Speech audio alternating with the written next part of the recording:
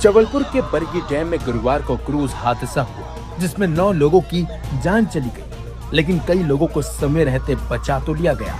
लेकिन इस हादसे के बाद से ही प्रशासन पर तमाम तरह के सवाल उठ रहे हैं। लेकिन हादसे से पहले जो वीडियो सामने आए हैं उन्होंने इस हादसे की वजह को उजागर कर दिया है और ये भी बता दिया है कि मासूम बच्चों, महिलाओं की मौत का जिम्मेदार सिर्फ और सिर्फ प्रशासन है। दरअसल हादसे से पहले की तमाम वीडियो सोशल मीडिया पर अब वायरल हो रही हैं। उन वीडियो में साफ साफ दिखाई दे रहा है कि क्रूज पर सवार लोगों में से किसी एक शख्स ने भी लाइफ जैकेट नहीं पहनी हुई है।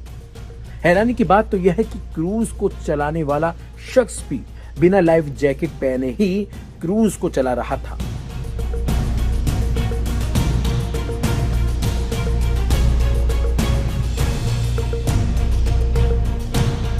इसके अलावा भी एक वीडियो सामने आया जिसमें दिखाई दे रहा है कि क्रूज में लोग बैठे हुए हैं और तेज हवा की वजह से क्रूज लगातार अनबैलेंस हो रहा है। उसका बैलेंस लगातार बिगड़ता जा रहा है, लेकिन किसी को इसकी परवाह नहीं थी उस वक्त। इसी बीच एक और वीडियो सोशल मीडिया पर भयंकर तरीके से वायरल हो रहा है। इस वीडियो को लेकर दावा किया जा रहा है कि ये वीडियो हादसे से चंद सेकंड पहले का है।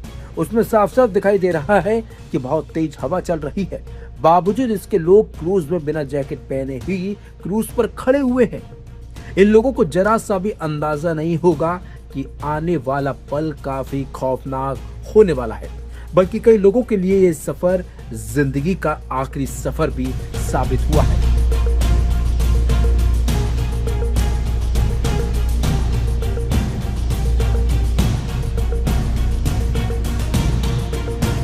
इसी बीच कुछ लोगों ने खुलासा किया है। उनका कहना है कि क्रूज पर सिर्फ 2 लोग सवार थे क्रूज की तरफ से, जिन्होंने भी लाइफ जैकेट नहीं पहनी थी, बल्कि कई लोगों ने जो क्रूज पर सवार थे उन्होंने खुलासा किया है कि वो खुद चलती हवा के बीच क्रूज में नीचे गए थे और लाइफ जैकेट लेके आए थे, लेकिन जब तक काफी देर हो चुकी थी। आपको बता दें कि 30 अप्रैल की रात नर्मदा नदी में बरगी डैम पर क्रूज डूब गया था। शुक्रवार को नदी से कई बॉडी मिली। इनमें से एक बॉडी महिला की है जिसके गले से उसका 3 साल का मासूम बच्चा लगा हुआ था। मां ने अपने बच्चे को बचाने की कोशिश में उसे अपनी लाइफ जैकेट में बांधकर सीने से चिपका रखा था, लेकिन दोनों ही जिंदगी की जंग हार गए। वहीं इस हादसे में जो बच गए वो इसे अपनी दूसरी जिंदगी मान रहे हैं। एक शख्स ने बताया कि जब वोट हिलने लगी थी तो किसी को समझ में नहीं आ रहा था कि क्या हो रहा है। चीख पुकार बच गई थी, नाव डूब रही थी और लोग मदद के लिए चिल्ला रहे थे, और लेकिन कोई दूर दूर तक बचाने वाला उन्हें वहां मौजूद नहीं था। इसी बीच खबर यह भी है कि जो लोग डूबने लगे थे उन्हें बचाने के लिए लाइफ जैकेट फेंकी भी गई थी, लेकिन तब तक काफी देर हो चुकी थी, क्योंकि जब तक लोग पानी में डूब चुके थे। इस हादसे की तमाम तस्वीरें और सोशल मीडिया पर वायरल वीडियो हो रही हैं, जिसे देखकर हर किसी की रूह कांप गई है। जिन लोगों ने इस हादसे को अपनी आंखों से देखा वो अभी भी सदमे में है। जिन लोगों ने अपनों को खो दिया उनके आंसू रुक नहीं रहे हैं।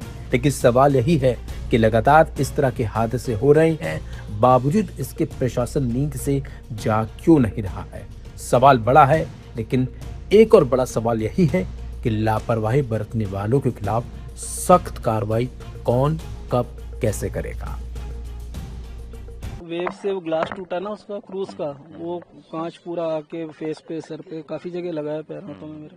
अच्छा, तो ये क्या बता रहे थे आपकी लाइफ जैकेट आप लोगों ने खुद पहनी? खुद पहनी। हम 3 लोग थे जिन्होंने आपस में जाके नीचे से निकाल कर लाए और सबको बांटा है। इनकी तरफ से स्टाफ कोई नहीं था कि जो जैकेट दे या कोई दे। ये हादसा किस वजह से हुआ? उस समय क्या आंधी तूफान? कुछ नहीं, तूफान बहुत तेज आया था, वेव्स काफी ऊंची ऊंची होने लग गई। तो क्रूज को वापस नहीं किया? क्रूज वापस ही लौटते वक्त हुआ हादसा। वहाँ से जो हादसा वेव शुरू हुआ और कोशिश करते करते वहाँ तक पहुँचा है वो। अच्छा, अभी आपके परिवार के कितने लोग मिसिंग हैं? मेरा बेटा है 4 साल का, मेरी वाइफ मिसिंग है। आप दिल्ली से आए? हाँ जी। आपका नाम भैया? प्रदीप कुमार नाम है बस। ये अचानक तेज हवाएं जब चली तब माहौल बिगड़ा। हाँ, तो उस वक्त क्या स्थिति बन गई थी? कोशिश की आप लोगों ने? बहुत कोशिश, सभी कोशिश कर रहे थे। मतलब जब वो वेव्स बहुत तेजी से आके अंदर पानी घुसा है, 2 लहरें आई है, वो अंदर घुसी है, फिर उसके बाद एक क्रूज झुका है इस तरफ और वेव और तेज आई तो उससे ग्लास टूट गए सारे, जिससे वो पलट आपके गया। हिसाब से क्रूज में कितने लोग रहे होंगे? वो 50 लोग थे, करीब 50 से 60। लाइफ जैकेट वगैरह सबने यूज की थी या फिर सब बांध चुके थे। मैंने खुद लाइफ जैकेट लोगों के हाथों में दी, ऐसे पहनो करके। खतरा मुझे लगने लग गया था कि कुछ होगा। यहाँ का लोकल स्टाफ में लोगों ने लाइफ जैकेट सर एक ड्राइवर थे, एक उसका असिस्टेंट था, वो कहाँ से देंगे? वो नीचे कोई स्टोर है क्या है इनका, वहाँ से निकाल के हम जैकेट लाए थे। कि जो यहाँ पे प्रबंधक ने बताया लाइफ जैकेट्स तो थी, लेकिन आंधी तूफान आने वाला है उसका मापक यंत्र नहीं यहाँ नहीं है। इतने बड़े डैम पे अगर मापक यंत्र नहीं है आंधी तूफान को देखने का, तो मैं तो समझता हूँ कि ये बड़ी आज एक घटना घटी है, इससे बड़ी दुर्घटना भी हो सकती है। जो डैम है इतना बड़ा बरगी डैम, और सरकार को निष्पक्ष रूप से इस पर जांच कराना चाहिए।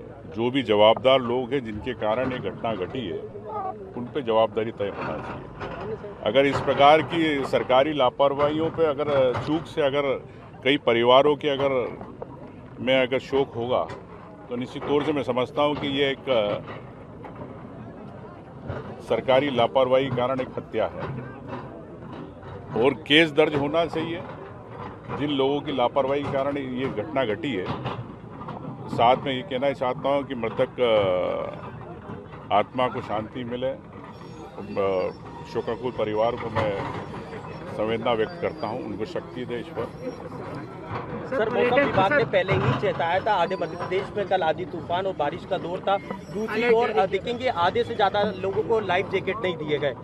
मैं वही आपसे कह रहा हूँ कि स्पष्ट सामने कि जब आपके अभी यहाँ के प्रबंधक ने आपके सामने मीडिया में एक्सेप्ट किया कि यहाँ पे मापक यंत्र ही नहीं है।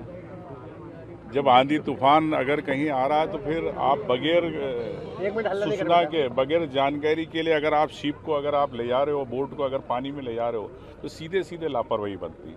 मैं समझता हूँ कि इसके अंदर सरकार, स्थानीय प्रशासन इस जांच को लेगा और मुख्यमंत्री जी को इस पर तत्काल संज्ञान लेना चाहिए। सिर्फ औपचारिकताओं करने से नहीं होगा। इस प्रकार कई घटनाएं प्रदेश में हो रही है। कब सिरप की लेकर घटना घटी, मुख्यमंत्री चुप रहे। ये घटना घट गई, चुप रहे। भागीरथपुरा में घटना घट गई, दूषित पानी से चुप रहे। तो जो जवाबदार लोग हैं सिस्टम में, क्या सिस्टम में मुख्यमंत्री जी की पकड़ नहीं है? क्या अधिकारी लगाम हो गए? मैं समझता हूं कि इन सब बातों पर लेके मुख्यमंत्री को समीक्षा करना चाहिए और इंसानियत के नाते प्रदेश की जनता हो, बाहर के कोई भी पर्यटक हो, उनके प्रति न्याय होना चाहिए। जो टूरिस्ट वहाँ पर सर मौजूद थे, वो साफ कह रहे हैं कि उनको लाइफ जैकेट दिया ही रह गया और लाइफ जैकेट के दौरान ही वो भगदड़ मची और तभी वो घटना हुई। ये देखिए पूरे प्रमाण है आपके सामने, और जिस प्रकार से अधिकारी झूठी बात कर रहे हैं, जिस प्रकार से खंडन कर रहे हैं इन बातों को, इससे स्पष्ट होता है कि सरकार अपने अधिकारियों को बचाना चाहती कि ये प्रदेश में अगर टूरिस्ट अगर केरल से आ रहा, दिल्ली से आ रहा है, उनके परिवारों को बचाना चाहती। ये सरकार तय करे। सर यहाँ के स्थानीय लोगों ने और मजदूरों ने मदद करी है। शुरुआत में उन्हीं ने लोगों को बचाया है। जो सरकारी रेस्क्यू की टीम थी वो बात नहीं है। अब आपको पता है कि सरकार देर से जागती है और देर से आती है, कभी समय पर नहीं आ पाते। अगर मैं तो समझता हूँ कि घटना के पहले अगर ये सब चीज़ों की जितनी है कागज कार्रवाई या नियम कायदे अगर होते प्रॉपर, तो मैं समझता हूँ इतनी बड़ी घटना नहीं होती। सर पर्यटन मंत्री कह रहे हैं कि हमने जांच के आदेश दे दिए हैं, जो भी जांच कार्रवाई की, जांच के आदेश दे दिए, लेकिन कब तक होंगे? क्या 24 घंटे में परिवारों को न्याय मिलेगा? जो मृतक परिवारों को, ये सरकार बताए।